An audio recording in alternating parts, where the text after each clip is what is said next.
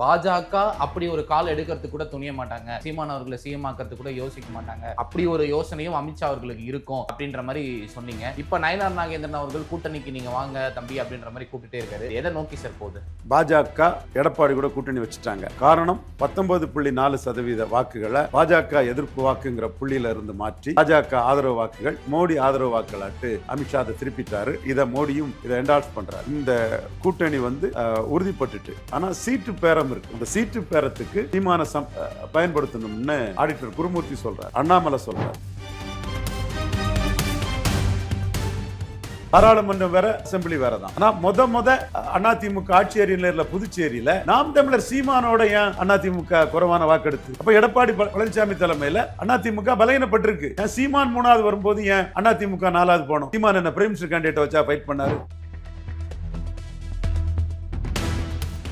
சீமான் அவர்களோட தேர்தல் வியூகம் 2026 அவரோட வியூகம் எப்படி சார் இருக்கும்? அவரை நிறைய பேர் இப்பவே ரைட் ஆஃப் பண்றாங்க. விஜய்ன்ற ஒரு போட்டியாளர் வந்துட்டாரு அப்படின்ற மாதிரி சொல்றாங்க. பட் நீங்க ரொம்ப ஸ்ட்ராங்கா சொல்றீங்க அவருக்கு இது ஒரு பிகஸ்ட் எலெக்ஷன் அப்படின்னு சொல்லிட்டு. விஜய் சீமானுக்கு ஒரு போட்டியே அல்ல. கமலஹாசன் எப்படி சீமானுக்கு ஒரு பிளஸ்ஸா இருந்தாரோ அதே மாதிரி விஜய் சீமானுக்கு ஒரு பிளஸ். இப்பவே விஜய் சீமானுக்கு பிளஸ் ஆயிட்டாரு. ஒரு தீமைக்கு இன்னொரு தீமை மாற்று இல்லை அப்படின்னு பைபிள்ல சொல்லியிருக்காங்க, குரான்ல சொல்லியிருக்காங்கன்னு தெளிவா அவர் சொல்றாரு. புலி தனியா தான் வேட்டைக்கு போகும், 4 நாயை சேர்த்துக்கிட்டு நாய் தான் கூட்டணின்னு வேட்டைக்கு போகும். எஃப்டி பாலிடிக்ஸ் நேயர்களுக்கு வணக்கம். நம்ம கூட மூத்த அரசியல் திறனாய்வாளர் ரவீந்திரன் துரைசாமி சார் இருக்காரு. சார் வணக்கம். வணக்கம் கோகுல் சார். சீமான் அவர்கள் அதாவது அமித்ஷா அதிமுகவோட ஒரு கூட்டணி அமைச்சிட்டு போனாலும் பட் சீமான் அவர்களை நோக்கி நிறைய இது வருதே சார். அதாவது அமித்ஷா அவர்கள் நினைச்சா சீமான் அவர்களை முதலமைச்சர் ஆக்கலாம். நீங்க கூட முன்னாடி சொன்னீங்க, நம்ம ஒரு 3-4 மாதங்களுக்கு முன்னாடி பாஜக அப்படி ஒரு கால் எடுக்கிறதுக்கு கூட துணிய மாட்டாங்க. சீமான் அவர்களை சிஎம் ஆக்கிறதுக்கு கூட யோசிக்க மாட்டாங்க. அப்படி ஒரு யோசனையும் அமித்ஷா அவர்களுக்கு இருக்கும் அப்படின்ற மாதிரி சொன்னீங்க. இப்ப நயினார் நாகேந்திரன் அவர்கள் கூட்டணிக்கு நீங்க வாங்க தம்பி அப்படின்ற மாதிரி கூப்பிட்டுட்டே இருக்காரு. இது எதை நோக்கி சார் போகுது? பாஜக எடப்பாடி கூட கூட்டணி வச்சுட்டாங்க. காரணம் 19.4% வாக்குகளை பாஜக எதிர்ப்பு வாக்குங்கிற புள்ளியில இருந்து மாற்றி பாஜக ஆதரவு வாக்குகள் மோடி ஆதரவு வாக்குகளாட்டு அமித்ஷா அதை திருப்பிட்டாரு. இதை மோடியும் இதை என்டால்ஸ் பண்றாரு. ஸோ இந்த கூட்டணி உறுதிப்பட்டுட்டு, ஆனால் சீட்டு பேரம் இருக்குது. அந்த சீட்டு பேரத்துக்கு சீமான பயன்படுத்தணும்னு ஆடிட்டர் குருமூர்த்தி சொல்றார், அண்ணாமலை சொல்றார். ஏன் டாக்டர் தமிழிசை அம்மையார் கூட அந்த எண்ணத்தில் தான் இருக்கிறாங்க. ஏன்னா சீட்டு எடப்பாடி கிட்ட ஏமாந்துடக்கூடாதுங்கிறதுல அண்ணாமலை உறுதியாக இருக்கார். தமிழ்நாட்டு பாஜகவில் காங்கிரஸில் ஐயா எப்படி மூப்பனார் இருந்தாரோ அதே மாதிரி பவர்ஃபுல்லாக அண்ணாமலை இருக்கார். நீங்கள் கோயம்புத்தூரில் பார்த்துருப்பீங்களே, நயினார் நாகேந்திரன் கூட்டத்தில் கைத்தட்டல் அண்ணாமலைக்கு தான் கைத்தட்டல். அப்போ அண்ணாமலைக்கு ரேஞ்ச் என்னன்னு புரியுதில்ல. அப்போ நயனாரே அதை ஒத்துக்கிட்டார். எல்லாருக்கும் ஒரு ஆதரவு வளையம் இருக்குது. ஆனால் எல்லாருக்குமான ஆதரவாளர்களும் அண்ணாமலைக்கு ஆதரவாக இருக்கிறாருன்னு சொன்னால் பழனியாண்டி மூப்பனாரை பாராட்டின மாதிரி தான். முதலத்தூர் பாலகிருஷ்ண மூப்பனாரை பாராட்டின மாதிரி தான். அப்போ காங்கிரஸுக்குள்ள மூப்பனார் இருந்த பொசிஷனுக்கு அண்ணாமலை இருக்கிறாரு. அண்ணாமலை தன் உழைப்பில் கொண்டு வந்த வாக்குகள் தான் 11.4% வாக்கு தாமரையில் அண்ணாமலை கொண்டு வந்தார். அண்ணாமலை 11.4 தாமரையில் நிரூபிக்கும் போது எடப்பாடி பழனிசாமி ரெட்டலையில் 20.4 நிரூபித்தார். அந்த 20.4ங்கிறது முபாரக்கோட அந்த முஸ்லீம் வாக்குகளையும் டாக்டர் கிருஷ்ணசாமியோட அந்த தேவேந்திரகுல வேளாளர் சமூக வாக்குகளையும் சேர்த்தது, இல்லை புதிய தமிழக வாக்குகளை சேர்த்தது. அப்போ அதில் 1% கழிச்சுட்டா அதிமுகவின் வாக்கு பலங்கிறது 19.4, பாஜகவின் வாக்கு பலங்கிறது 11.4. 11.4ங்கிறதுல நம்ம நேர்மையாக சொல்லணும். இதில் ஏசி சண்முகத்துக்கு வாக்கு இருக்கு, பாரிவேந்தருக்கு வாக்கு இருக்கு, தேவநாதன் யாதவுக்கு வாக்கு இருக்கு, ஜான் பாண்டியனுக்கு வாக்கு இருக்கு. 4 பேரும் தாமரையில் நின்னாங்க. இவங்களுக்குள்ள சீட்டை பாஜக கொடுத்துக்கிடும். ஆனால் பாஜகவுக்கு 11.4 19.4 11.4 இந்த ரேஷியோவில் சீட்டு பங்கீடு இருக்கணும். இன்னும் சொல்ல போனால் எடப்பாடி பழனிசாமி இதுக்கு என்ன டிஃபென்ஸ் வைப்பார்? இது பாராளுமன்ற தேர்தல், ஆப்பிள் வேற ஆரஞ்சு வேற, ரவீந்திரன் துரைசாமியே ஆப்பிள் வேற ஆரஞ்சு வேறன்னு சொன்னவர் தான் நாங்கள் டிஃபென்ஸை. இன்னைக்கு உங்களுக்கெல்லாம் டேட்டா கொடுத்து ஆடிட்டர் குருமூர்த்தினாலும் சரி, அண்ணாமலைனாலும் சரி, எல்லா பாஜக டெல்லி தலைவர்களாலும் சரி டேட்டா கொடுத்து பாஜக விட்டுறக்கூடாது, பலத்துக்குரிய பங்கீட்டை எடப்பாடியில் பெற்றே தீரணுங்கிறதுல மோடி பாஜகவின் வளர்ச்சிக்காக செயல்பட்டுக்கூடிய ரவீந்திரன் துரைசாமியே சொன்னார், ஆப்பிள் வேற ஆரஞ்சு வேறன்னு சொல்லுவார். ஒன்று. இன்னொன்று, நீங்கள் உங்ககிட்ட இருந்த ராமதாஸுக்கு நான் சீட்டு கொடுக்க வேண்டியது இருக்குது, ராமதாஸை விட நீங்கள் பெரிய ஃபோர்ஸ்னு சொன்னால் வன்னியர் ஓட்டு வராதுன்னு இன்னொரு ஆர்குமெண்ட்டை வைப்பார். எல்லா ஆர்குமெண்ட்டையும் வைக்கிறதுல எடப்பாடி பழனிசாமி பெரிய சமர்த்தர், சாதாரண ஆள் இல்லை, ஹார்டர் நட் டு கிராக், ரொம்ப பெரிய கில்லாடி, வெரி டஃப்பாக பார்கெயின் பண்ணுவார், சாதாரண விஷயம் இல்லை. அப்போ அவர்கிட்ட பார்கெயின் பண்ணணும்னா நயனார் சரியான ஆள் தான், அவரும் அனுபவம் உள்ளவர் தான், விடமாட்டார். இப்போ கூட இன்னைக்கு கூட சட்டசபையில் பார்க்குறாரு. அதுக்காக பாஜகவுக்கு நலனை விட்டுக்கிட்டு போகக்கூடியவராக நயனார் நாகேந்திரன் இருக்க மாட்டார். என்னால் அலர்ட்டாக இருக்கணுங்கிறக்காக அண்ணாமலை வந்து 11.4:19.4ன்னு பேசணும்னு அவர் சொல்கிறாரு. தமிழிசை இப்போ அவங்களுக்கும் ஆஸ்பிரேஷன்ஸ் இருக்குது, பொலிட்டிக்கல் ஆஸ்பிரேஷன்ஸ் இருக்குது. அவங்களும் பாஜக சின்ன கட்சியாக போயிடக்கூடாது, பாஜக பெரிய கட்சியாக இருந்தால் தான் நாம் நம்ம டெஸ்டினேஷனை அடைய முடியும்னு டாக்டர் தமிழிசை அம்மையார் போன்றவங்களும் கருதுறாங்க. அப்போ பலத்துக்குரிய சீட்டை வாங்கிடும்னு நினைக்கிறாப்புல.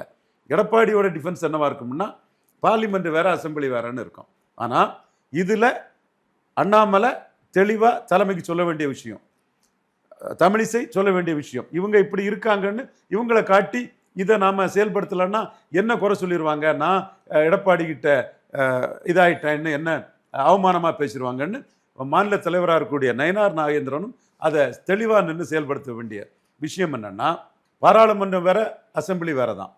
ஆனால் அதிமுக ஆட்சி ஏரியில் புதுச்சேரியில் நாம் தமிழர் சீமானோட ஏன் அதிமுக குறைவான வாக்கெடுத்து? அப்போ எடப்பாடி பழனிசாமி தலைமையில் அதிமுக பலகீனப்பட்டிருக்கு. ஏன் சீமான் 3வது வரும்போது ஏன் அதிமுக 4வது போனோம்? சீமான் என்ன பிரைம் மினிஸ்டர் கேண்டிடேட்டை வச்சா ஃபைட் பண்ணார்? அப்போ அந்த கேள்வி எழுதுது இல்லைங்க. அதே மாதிரி விளவங்கோட்டில் 1980ஆம் ஆண்டு மக்களவைத் தேர்தல் நடக்கும்போது மக்கள் தலைவர் எம்ஜிஆர் தோல்வியடைகிறார். கோபிச்செட்டிப்பாளையம் சிவகாசியும் தான் அதிமுக ஜெயிக்கிறாங்க.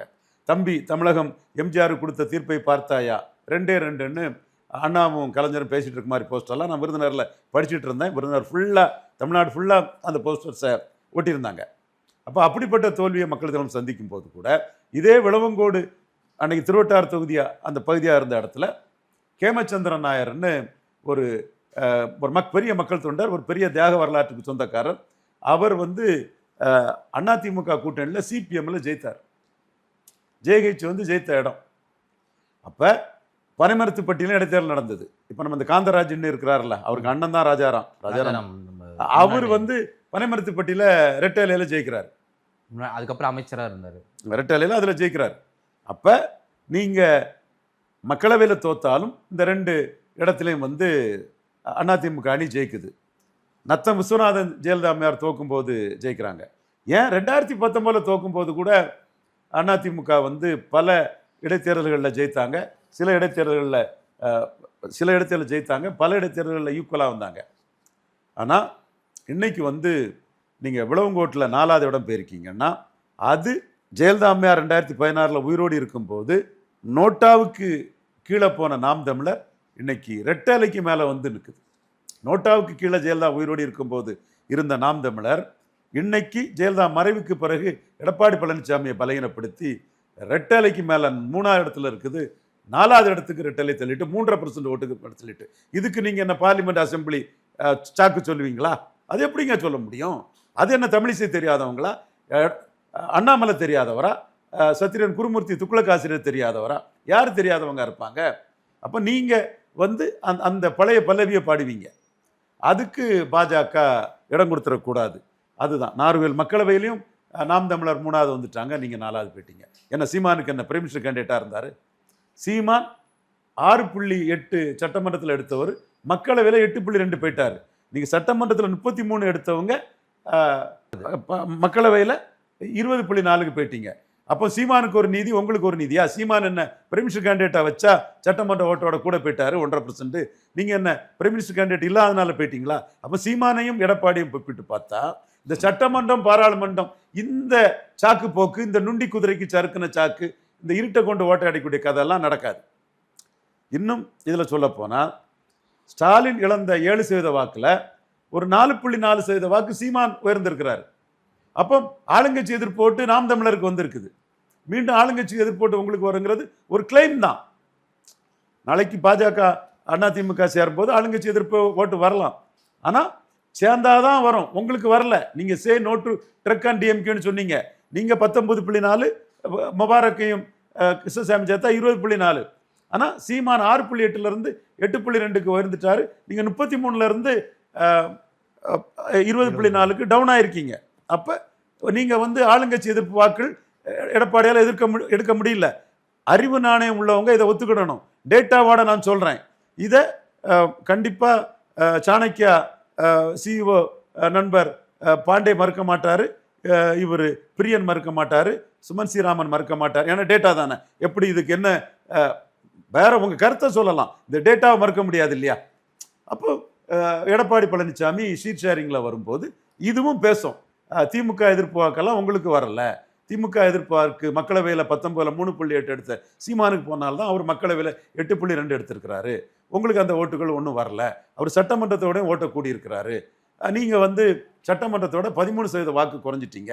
அதுவும் வட தமிழகத்தில் 10.5 கொடுத்தனால சேலத்தில் 38 எடுத்திருக்கிறீங்க, விழுப்புரத்தில் 35 எடுத்திருக்கீங்க, சிதம்பரத்தில் 35 எடுத்திருக்கீங்க. இப்படி தமிழ்நாட்டை பிரித்து பார்க்கணும். கன்னியாகுமரியில் 4, திருநெல்வேலியில் 8, ராமநாதபுரத்தில் 9, தேனியில் 13 தான் எடுத்திருக்கீங்க. இது உங்கள் பலகீனம். ஸோ இதெல்லாம் கருத்தில் கொண்டு உங்கள் பலம் எவ்வளவோ அதுக்குள்ளே சீட்டை வாங்கிட்டு போங்க. என்டிஏக்கு பலம் எவ்வளவோ அதில் பாஜக தாமரையில் நின்னதுக்கு பலம் எவ்வளவோ அந்த சீட்டை தந்துருங்கிறதுல அண்ணாமலை தெளிவாக இருக்கிறாரு. முதல் அதுக்கு டாக்டர் தமிழிசையும் கட்சி நலனை விட்டுறக்கூடாது, பலத்துக்குரிய சீட்டு வாங்கணுங்கிறாங்க. ஏன்னா ஈரோடு கிழக்குலையும் டாக்டர் தமிழிசை கட்சி கண்டஸ்ட் பண்ணுன்னு சொன்னாங்க. கண்டஸ்ட் பண்ணலைன்னா அது கட்சிக்கு வீக்கு, சீமானுக்கு அது ப்ளஸ் ஆகிடும். அவர் தான் மற்ற இந்த என்டிஏ ஓட்டுக்கும் அவர் தான் லீடருங்கிற மாதிரி அவர் இது பண்ணிடுவார். ஆர்கே நகரில் அவர்கிட்ட கோட்டை விட்ட மாதிரி என்டிஏ வந்து இங்கே கோட்டை விடக்கூடாதுலாம் ஒரு கட்சி நலனுக்கான கருத்தை சொன்னவங்க.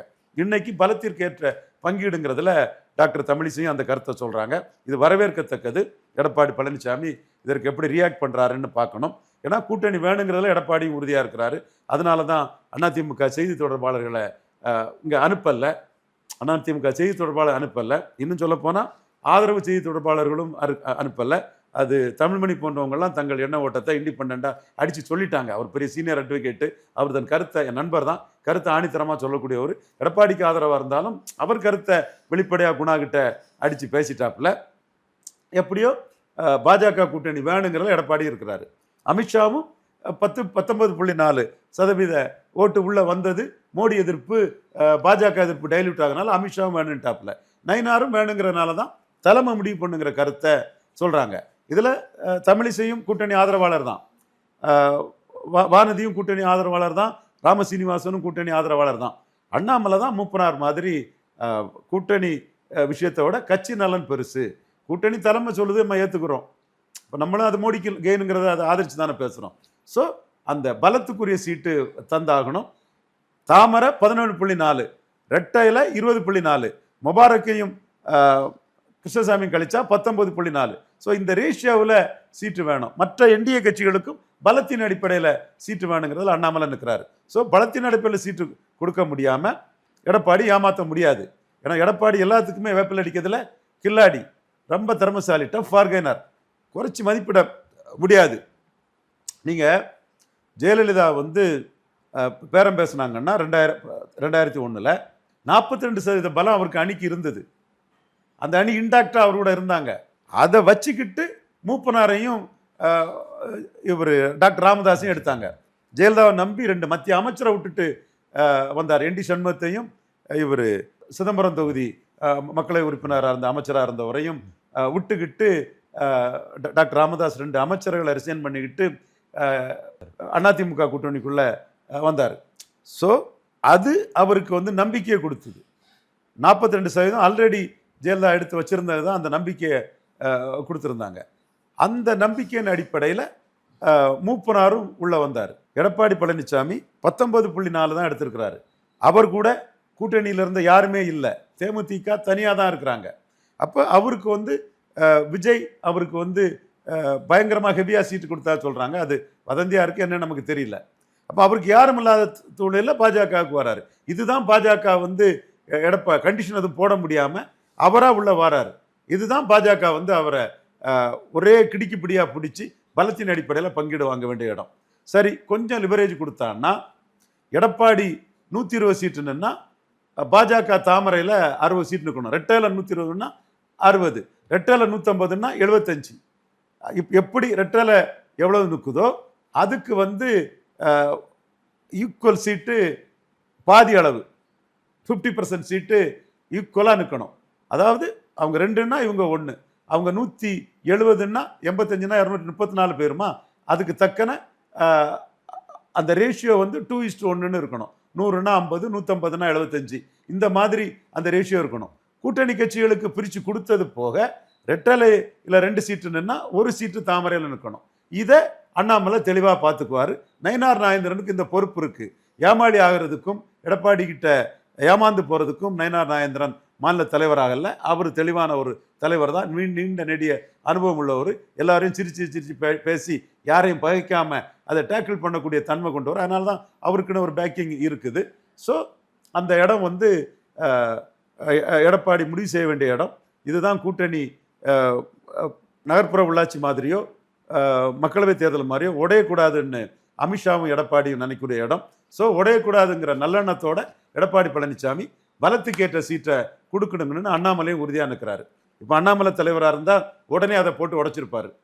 நாங்கள் இவ்வளோக்குள்ளே வளர்ந்து வந்திருக்கோம், நீங்கள் சீமானு கீழெல்லாம் புதுச்சேரியில் போயிருக்கீங்க, உழவங்கோட்டில் போயிருக்கிறீங்க, நீங்கள் கன்னியாகுமரியில் போயிருக்கீங்க, சீமான் தனிச்சு நின்று திருநெல்வேலி எடுத்த ஓட்டை நீங்கள் கூட்டணியோட தான் எடுத்திருக்கீங்க, சீமான் தனிச்சு நின்று ராமநாதபுரத்தை எடுத்த ஓட்டை நீங்கள் கூட்டணியில் தான் எடுத்திருக்கீங்க, சீமான் அண்ணான் உறுதியான தலைவர். அப்போ நீங்கள் வந்து 26லையும் கூட்டணி கிடையாது, 9லையும் கூட்டணி கிடையாதுன்னு சொன்னவங்க இப்போ கூட்டணிக்கு வந்திருக்கீங்க. அப்போ உங்களுக்கு நாங்கள் தேவைங்கிறதும் அதுக்குள்ளே இருக்குது. ஸோ நீங்கள் பலத்தின் அடிப்படையில் பங்கிடுங்கிறதுல தெளிவாக இருக்கணும்னு அண்ணாமலை ஒரு லீடராக நின்று அந்த இதில் அடித்து ஆணித்தரமாக நிற்பார். அதனால தான் நகர்ப்புற உள்ளாட்சி தேர்தல் கூட்டணி உடைஞ்சுது. எடப்பாடி 2% தருவன்னார், அண்ணாமலை 5% கேட்டார். அதே மாதிரி மக்களவை தேர்தல் ஜெயலலிதா அண்ணாலாம் இல்லை, அதெல்லாம் ஒன்றும் பற்றுதல் கிடையாதுங்க. சும்மா யாருங்க ஊரை ஏமாத்துறீங்க? சும்மா பின்னோட்டம் விடக்கூடிய அப்பாவி ஜெயலலிதா தொண்டர்களும் எம்ஜிஆர் தொண்டர்களும் சேர்த்தே சொல்கிறாங்க, நீ ஜாதி வரியில் விட்டுட்டு போ, அதை பற்றி கவலைப்படலை, நீ ஜெயலலிதா எம்ஜிஆர் பற்றுதல்னு விட்டியன்னா நீ ஏமாளி. எங்க சசிகலா அம்மையார் சட்டமன்ற கட்சி தலைவரானதும் குப்பை கூடையில் ஜெயலலிதாவுக்கு கலண்டரை தூக்கி போடலை? எல்லாரும் சசிகலா அம்மையார் படத்தை பாக்கெட்டில் வச்சுட்டு ஜெயலலிதாவை குப்பை கூடையில் தூக்கி கடாசல்ல? உண்மையான நேர்மையான தொண்டன்னா அவனுக்கு தெரியும். சும்மா ஜாதி வரி என்ன திட்டக்கூடிய மொண்ணைங்களுக்கு நான் சமூக நீதிக்காக பேசுகிறேன், பறையர்களுக்காக பேசுகிறேன், செங்குந்தர்களுக்காக பேசுகிறேன், வண்ணாருக்காக பேசுகிறேன், நாவிதற்காக பேசுகிறேங்கிறத பொறுக்க முடியாத ஜாதி வரி பிடிச்ச மொண்ணைங்களை பற்றி எனக்கு கவலை இல்லை. உண்மையிலே உனக்கு எம்ஜிஆர் ஜெயலலிதா மேலே பற்றுதல் இருந்ததுன்னா நீ வந்து அந்த குப்பை கூடையில் ஜெயலலிதா படத்தை தூக்கி போட்டதை கிண்டு பத்திரிகையில் எடுத்து நானே காட்டுறேன், நானே எடுத்து போடுறேன். ஸோ அங்கே கூட்டணி உடைஞ்சது எம்ஜிஆர் அண்ணா பற்றுதலோ ஜெயலலிதா பற்றுதலோ இல்லை, 12 MP சீட்டு வேணும்னு அண்ணாமலை ஸ்டெடியாக நின்னார். இது பார்லிமெண்ட் எலெக்ஷன் 6க்கு மேலே தர முடியாதுன்னு எடப்பாடி நின்னார். அப்போ கூட்டணி முறிஞ்சிட்டு பார்லிமெண்ட் எலெக்ஷன்லே மக்களவை தேர்தல் கூட்டணி முறிஞ்சு போச்சு. இப்போ மோடிக்கு சட்டமன்ற தேர்தல் முக்கியமாகிற கேள்வி கேட்கலாம். முக்கியம்தான். 29 மையமாக வச்சு இந்த சுமார் 20% ஓட்டு இந்துத்துவாக்குள்ள, மும்மொழி திட்டத்துக்குள்ள, நீட்டுக்குள்ள, பாஜகவுக்குள்ள வர்றது, மோடி தலைமைக்குள்ள வர்றது நல்லதுதானே அவர் நினைக்கிறாரு. ஸோ அவர் வந்து இந்த கூட்டணி உடஞ்சிடக்கூடாதுன்னு நினைக்கிறாரு. அதே எண்ணமும் வந்து எடப்பாடிக்கும் இருக்குது. ஸோ பலத்தின் அடிப்படையில் பங்கீடு இங்கே வந்து முக்கியமானதாக இருக்கும். அதை பார்ப்போம். அந்த அந்த புள்ளிக்குள்ள அண்ணாமலைக்கு தமிழிசையும் ஆதரவாக வந்திருக்கிறது வந்து பாராட்டுக்குரியது. இந்த இதுக்கு எடப்பாடி பொருந்தல, சரியாக வரலன்னா நீங்கள் சொன்ன மாதிரி சீமானை காட்டி அந்த பார்கெனிங்கை பண்ணணும். சீமானை காட்டி எடப்பாடி கிட்ட பார்கெனிங் பண்ணணும். தமிழ்நாட்டின் பாஜகவின் மூப்பனார்னு ஐயா மூப்பனாரோட நான் அண்ணாமலையை இணைக்கிறத பலரும் கிண்டல் கேள்வி கூட பண்ணுறாங்க. மூப்பனார் உயரம் பெருசு, ஐயா பவர் பொலிட்டிக்ஸ் பண்ணார், பவர் பொலிட்டிக்ஸில் ஜெயித்தார். அண்ணாமலை கன்ஸ்ட்ரக்டிவ் பாசிட்டிவ் பொலிட்டிக்ஸ் தான் பண்ண முடியும், மூப்பனார் மாதிரி பவர் பொலிட்டிக்ஸ் பண்ண முடியாது. என்றாலும் இதுக்குள்ளே வந்து அந்த தன்மை இங்கே இருக்குது. அப்போ மூப்பனார் எப்படி இதை சாதிச்சாருன்னா, கலைஞரை கூட காங்கிரஸ் கூட்டணி போயிடும் அப்படின்னு ஜெயலலிதா பதறிட்டாப்புல. 3 தடவை நடராஜனை லெஸ் அவென்யூக்கு மூப்பனார் இல்லத்துக்கு அனுப்பி வச்சாங்க. நீங்கள் கேட்குற சீட்டை தந்துடுறோம், உங்கள் ஆதரவாளர் சீட்டை நாங்கள் கை வைக்க மாட்டோம், கூட்டணியை மட்டும் நீங்கள் உடச்சிக்கிட்டு திமுக காங்கிரஸ் கூட்டணியை உருவாக்கிறாதீங்க, உருவாக்குனா நாங்கள் தோற்று போவோம், இங்கே பார்லிமெண்ட்னா காங்கிரஸ் தான் ஜெயிக்கும், அதனால் நாங்கள் ஒரு 11 சீட்டு எடுத்துக்கிறோம், நீங்கள் உங்கள் ஆதரவாளர்கள் தனுஷ்கோடி ஆயத்தன், அடைக்கல் ராஜி, இப்படி பலர் இருக்கக்கூடிய ஒரு சீட்டை கூட நாங்கள் டச் பண்ண மாட்டோம், நாங்கள் கேட்க மாட்டோம். உங்களுக்கு அப்படியே உங்கள் சீட்டு இருக்கும். நீங்கள் கேட்குறது மாதிரி எண்ணிக்கை நாங்கள் எவ்வளோ உயர்த்தி தர முடியுமோ அவ்வளோ உயர்த்தி தரோம். உங்களுக்கு நாங்கள் எதிர் கிடையாது. அப்படியே உங்கள் சீட்டை எடுத்துடுங்கன்னு எடப்பாடிக்கு தெரியும், செங்கோட்டையனுக்கு தெரியும். செங்கோட்டையனுக்குலாம் இது தெரியும். 89 நடந்தது. வெறும் பாராளுமன்ற தேர்தல் மட்டும்தான் நடந்தது. ஐயா மூப்பனார் பவர் பொலிட்டிக்ஸ் பண்ணி ஜெயலலிதாவை 11 எம்பி சீட்டுக்கு சரண்டர் பண்ண வச்சாரு. 29 சீட்டு ஐயா மூப்பனார் காங்கிரஸுக்கு வாங்கி கொடுத்தாரு. மாநில தலைவராக இருந்தது வாழப்பாடி ராமமூர்த்தி. ஆனால் பவர் பொலிட்டிக்ஸ் பண்ணி ஜெயலலிதாவை 11 சீட்டுக்கு மைனர் பார்ட்னர் ஆக்குனது ஐயா மூப்பனார். வரலாறு. அதே வழியில தான் இன்னைக்கு மூப்பனார் ஆட்டு தமிழக பாஜகவுக்குள்ள தொண்டர்களின் தலைவராட்டு, நம்பர் 1 லீடர் ஆட்டு, பிரசிடென்ட் தமிழிசை, பொன்னாரு, எல்முருகன் போன்ற பிரசிடென்ட்கள் வரலாம். ஆனால் லீடராக நிற்கிறாரு அண்ணாமலை. அந்த அளவுக்கு அண்ணாமலை இருந்து அந்த பார்கெனிங்கை பண்றாரு. அதற்கு மூப்பனார் ஆப்ஷனாக காட்டினது கலைஞரை. அண்ணாமலை, துக்ளக் ஆசிரியர் குருமூர்த்தி, போன்றவர்கள் பிஎம்ஓவுக்கு ஆப்ஷனாக காட்டுறது சகோதரர் சீமான மோடி சிஎம் கேண்டிடேட்டா ப்ரொஜெக்ட் பண்ணிட்டா எடப்பாடி சவுத்தில் வாஷ் அவுட்டு, எடப்பாடி வெஸ்ட்டில் பாதிக்கப்பட்டுருவார், சிட்டியில் எடப்பாடி தாக்கு பிடிக்க முடியாது. எனவே சீமான சிஎம் கேண்டிடேட்டாட்டு ப்ரொஜெக்ட் பண்ணுறதை தவிர்க்கணும்னா பலத்தின் அடிப்படையில் பங்கீடுங்கிற அண்ணாமலையோட கோரிக்கையை எடப்பாடி ஏற்றுக்கிட்டு தான் தீரணும். இது இன்னும் 8 மாதம் இந்த ஃபைட்டு தான் போகும். நான் இந்த ஃபைட்டில் மோடிக்காக பாஜகவுக்கு பார்கெனிங்கை ஏற்றி விடுறதுக்கு நிற்கிறேன், சொல்லி தான் அடிக்கிறேன், தெளிவாக நிற்கிறேன். எடப்பாடி எப்படி வராருன்னு பார்ப்போம். அவருக்கு பாராளுமன்ற தேர்தலில் சீமானுக்கு கீழே இடைத்தேர்தலில் 4வது போனது, கன்னியாகுமரியில் 4வது போனது, புதுச்சேரியில் 4வது போனது, கூட்டணி இல்லைன்னா திருநெல்வேலி, ராமநாதபுரம் போன்ற இடத்துலலாம் சீமானுக்கு கீழே போயிருப்போங்கிறது. சீமானுக்கு கீழே 18% என்டிஏ சீமானுக்கு 8 ப்ரொஜெக்ட் பண்ணிட்டா தமிழ்நாட்டில் 2/3 ஏரியாவில் சீமானுக்கு கீழே நாம் போயிருவோங்கிறதுல உரிய சீட்டை தருவாருங்க நம்பிக்கை. அதை அண்ணாமலை புரிஞ்சுக்கிட்டாரு, தமிழிசை புரிஞ்சுக்கிட்டாங்க, துக்ளக் ஆசிரியர் புரிஞ்சுக்கிட்டாங்க. பிஎம்ஓவுக்கு நம்ம கருத்தை தெளிவாக சொல்லிட்டோம். இந்த ஃபைட் எப்படி வருதுன்னு பொறுத்து வந்து பார்ப்போம். நம்ம பாஜகவுக்கு சிம்பிளாக மோடிக்க பார்கெனிங்கை ஏற்றி விட்டு பாஜக வளர்ச்சிக்கு மற்றவங்க செய்யாத ஒரு சாதனையை அண்ணாமலை செய்தது.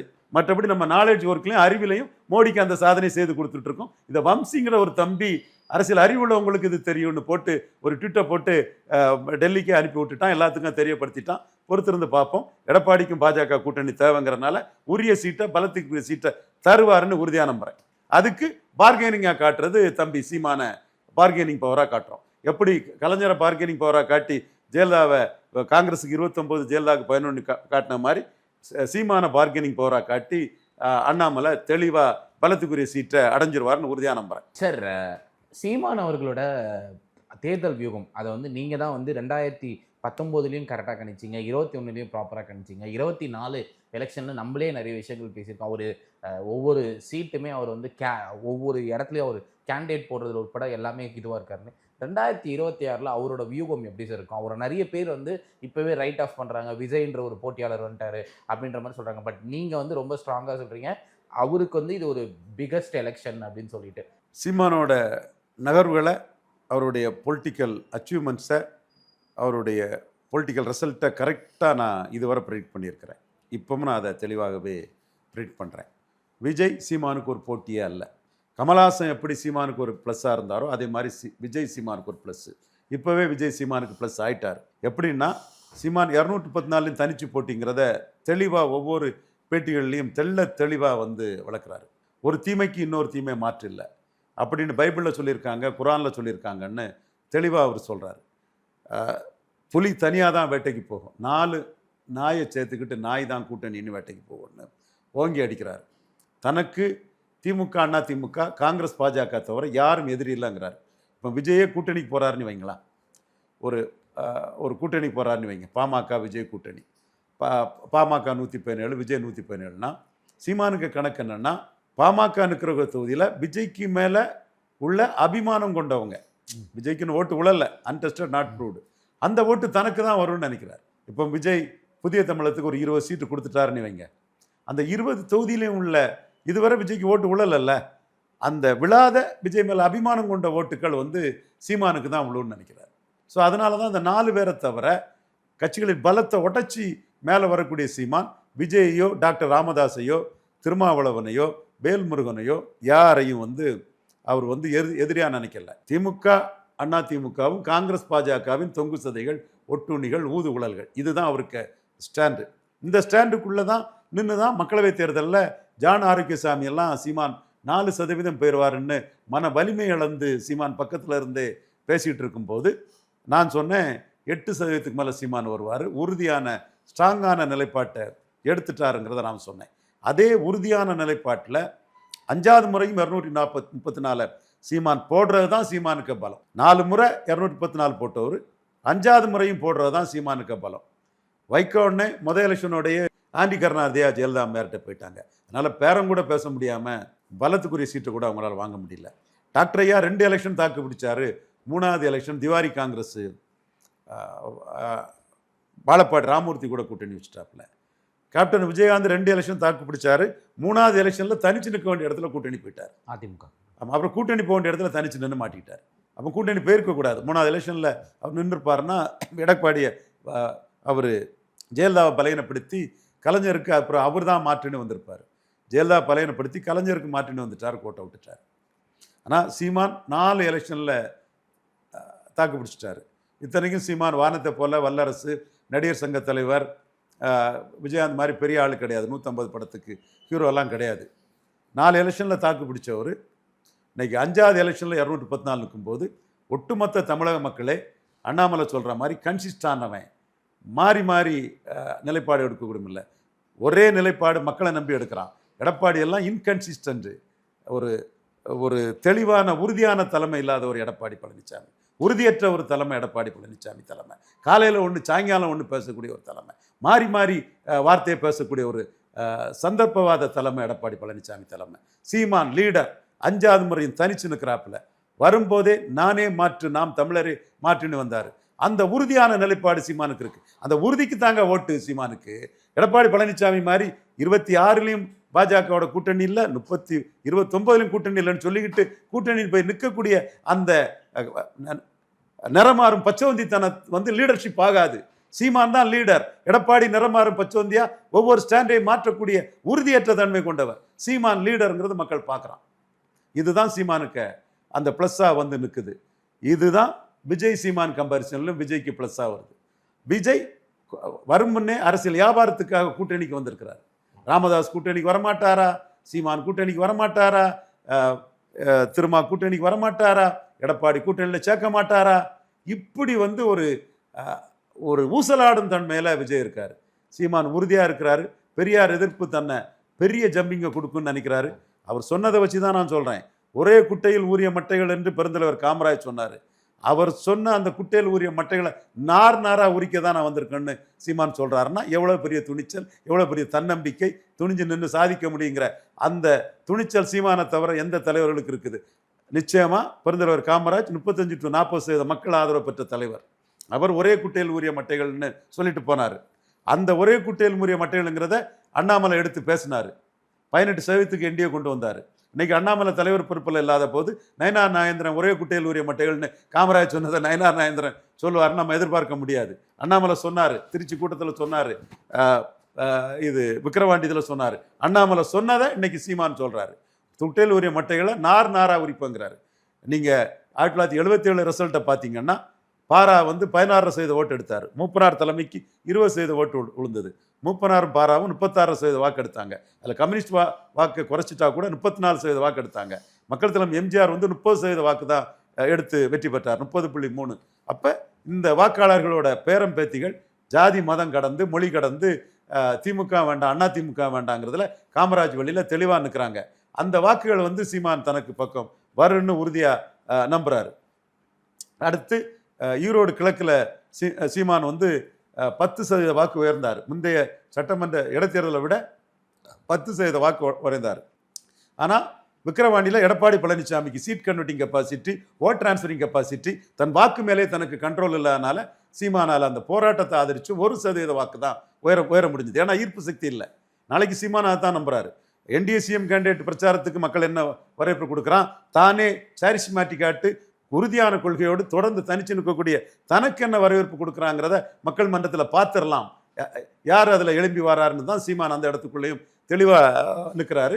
அதில் விக்கிரவாண்டியில் எடப்பாடிக்கு ஓட் டிரான்ஸ்ஃபரிங் கெப்பாசிட்டி இல்லைங்கிறத ரெட்டேல ஓட்டு 23% உதயசூரியனுக்கே விழுந்தது. ரெட்டேல ஓட்டு 23% உதயசூரியனுக்கு விழுந்தது. இதுதான் கிரவுண்ட் ரியாலிட்டி, இதுதான் களம். அதனால தான் டாக்டர் ராமதாஸுக்கு எதிராக அறிக்கையை ஆலந்தூர் ஆர்எஸ் பாரதியை வச்சு ஸ்டாலின் விடுறாரு. வீரபாண்டியா ஆறுமுகத்தை வச்சு தான் ராமதாஸுக்கு எதிராக அறிக்கை விடுவார். இப்போ துரைமுருகனையோ குறிஞ்சிப்பாடி பன்னீர்செல்வத்தையோ பனைமரத்துப்பட்டி ராஜேந்திரனையோ நண்பர் செல்வ கணபதியையோ ஆண்டிமன சிவசங்கரையோ பயன்படுத்தல.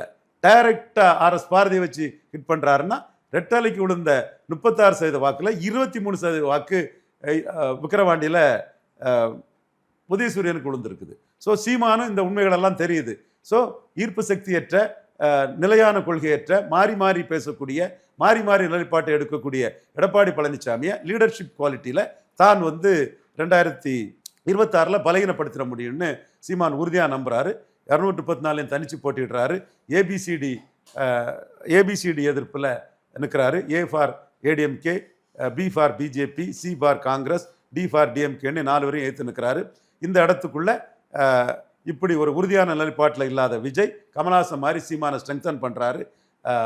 விஜய் கமல்ஹாசன் தினகரன் மாதிரி சீமான ஸ்ட்ரெங்தன் பண்ணுறாரு.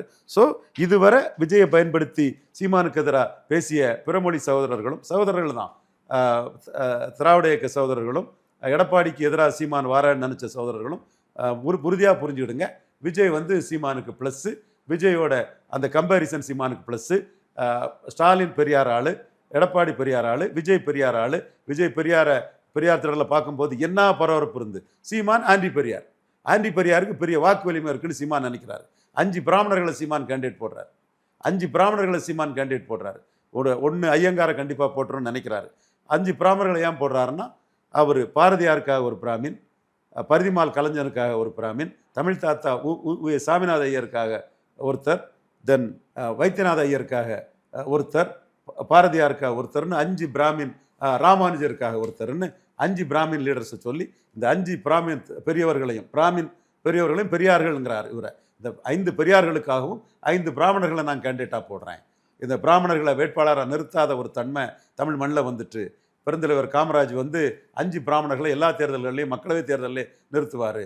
இப்போ இன்னைக்கு அந்த சூழ்நிலையை மாற்றி தமிழுக்கு தொண்டாற்றிய, சமூகநீதிக்கு தொண்டாற்றிய பிராமணர்களுக்கு நினைவாக 5 பிராமணர்களை கேண்டிடேட்டாக போடுறேன்னு சொல்கிறாரு. ஸோ பெரியார் எதிர்ப்பில் சீமான் உறுதியாக இருக்கிறார். யார் பெரியார்னு ஒரு கூட்டம் நடத்துகிறாரு. பெரியாரை போற்றுவோம்னு இந்த சொன்ன 5 பிராமண பெரியார்கள் மட்டுமல்ல, ரெட்டமலை சீனிவாசன், அயோத்திதாச பண்டிதர், ஜீவானந்தம், பாரதிதாசன், தென் சிங்காரவேலர், இப்படி தமிழ் பெரியார்களை போற்றுவோன்னு ஒரு இதை நடத்துகிறாரு, ஒரு கூட்டத்தை நடத்துகிறாரு. ஸோ இது தத்துவ ரீதியாக தமிழ் தேசியம் எழுச்சி அடையக்கூடிய காலம்னு அவர் நம்புகிறாரு. ஒரு தத்துவம் விழும், இன்னொரு தத்துவம் எழும். தத்துவ பின்னணி இல்லாத தலைவர்கள் வீழ்வார்கள்.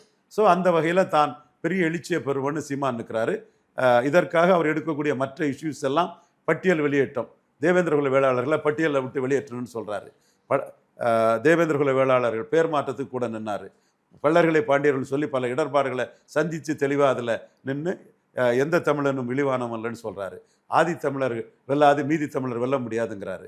பொன்பரப்பி தமிழரசன், வீரப்பன், கலிய பெருமாள், ஆனைமுத்து போன்ற வன்னிய சமூக பெரியவர்களை அவர் நினைவு கூர்ந்து தமிழ் தேசிய அடையாளமாக எடுத்து, சமூக நீதி அடையாளமாக எடுத்து, மற்ற பாமக எடுக்காத இந்த வன்னியர் தலைவர்களை, வன்னியர் பறையர் ஒற்றுமைக்காக பொன்பரப்பி தமிழரசன், தமிழ் தேசிய அடையாளமாக வீரப்பன் கொள்ளக்காரன்னா கருணாநிதிக்கும் ஜெயலலிதாவுக்கும் என்ன பேருங்கிறார். ஜெயலலிதாவை கொள்ளக்காரிங்கிறார்.